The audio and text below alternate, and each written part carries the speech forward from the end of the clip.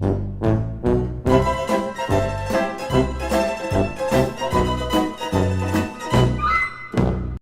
maybe you just went to see the latest comic book movie and you're thinking, boy, would I like to collect comic books, and say that you know absolutely nothing about collecting comic books. Or say that you're like me and you collected comic books and then you stopped. And then you started again. And then you stopped. And then you started again. And maybe you just need a refresher. Well, then this is for you. Today's episode, Justin's Guide to Collecting Comic Books. Step 1. Know what you want to collect. So you decided to collect comic books. What are you going to collect? Do you have a favorite hero? Do you have a favorite publisher? Do you have a favorite artist? Or do you just like older comic books? The first thing to do is figure out which comic books you want to collect. Figuring out what comic books you want to collect is definitely essential, because then you know exactly which comic books you're going to be on the lookout. Here is a helpful hint. Helpful hint.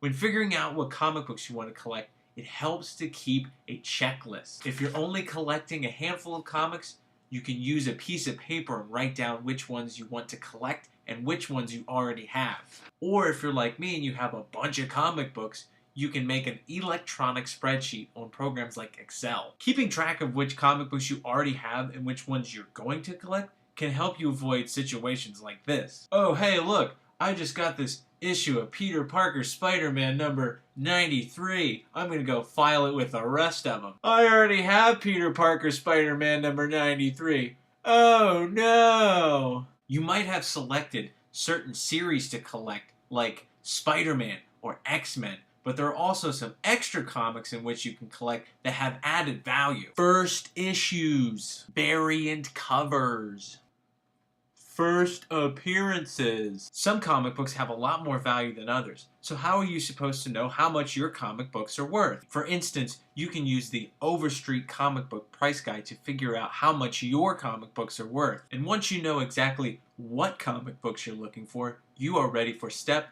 number 2. And no, I don't mean left foot, right foot. Go to the comic book store, pick up comic books, pay for comic books, bring comic books home. Another thing to consider when figuring out which comic books you're going to collect is figuring out what condition you would like your comic books to be. Each comic book that you've collected has certain defects on it, and each defect can detract from the grade.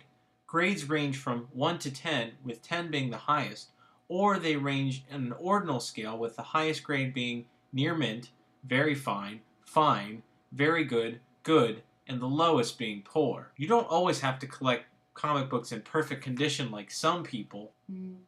Remember, collecting comic books is exactly what you want it to be. If you are on the lookout for a certain condition of comic books, there are a few things to keep an eye out for.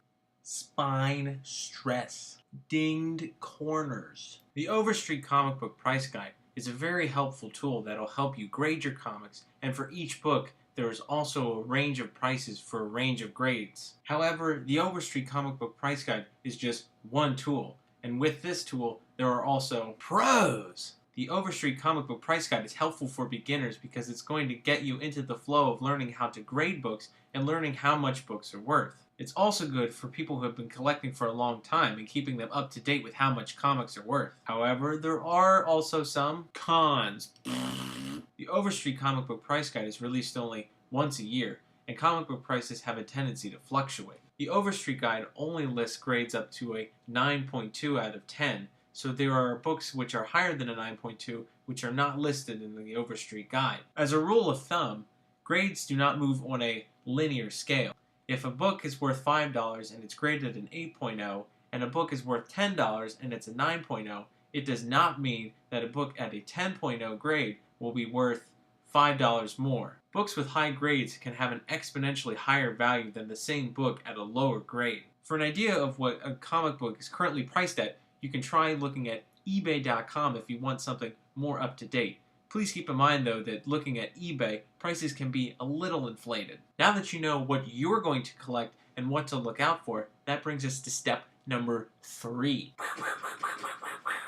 Once you've purchased your comic books, odds are you are going to want to keep them in pristine condition. To help keep your comic book in good condition, you can pick up these bags and boards at your local comic book store and at most online comic book stores. Comic book boxes also help keep your books nice and upright, as well as protecting from any outside light which might help to fade the outside of a comic book. These 3 steps are by no means comprehensive of how to collect comic books, but hopefully it's helped you out if you're a new comic book collector or you just need a refresher. If you're more interested in learning how to grade your comic books, there are some helpful links provided below. Now, even though you learned a little bit onto what to collect, and how to protect your comic books, remember, the key to collecting comic books is collecting exactly how you want to collect comic books. Were there some things I missed? Were there some areas of comic book collecting that I could have expanded a little more on? Be sure to leave some comments below, because beginning and expert comic book collectors can help each other out. Now get out of here and collect some comic books!